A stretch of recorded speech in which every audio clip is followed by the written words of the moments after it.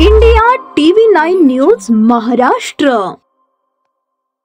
सध्या आषाढी वारी सुरू असल्याने संपूर्ण राज्यात एक भक्तिमय वातावरण निर्माण झाले आहे।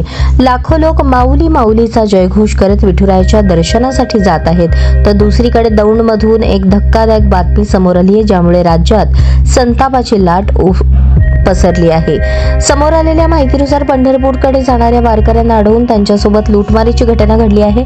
तसेच एका अल्पवयीन मुलीवर अत्याचार करण्यात आला आहे।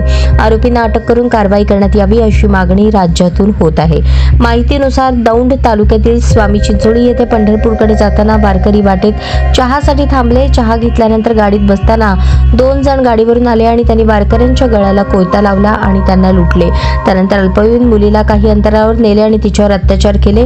या धक्कादायक घटनेनंतर खळबळ उडाली आहे। या प्रकरणात दौंड पोलीस ठाण्यात गुन्हा दाखल करण्याची प्रक्रिया सुरू झाली आहे। पोलिसांनी या प्रकरणात पुढील तपास सुरू केला आहे।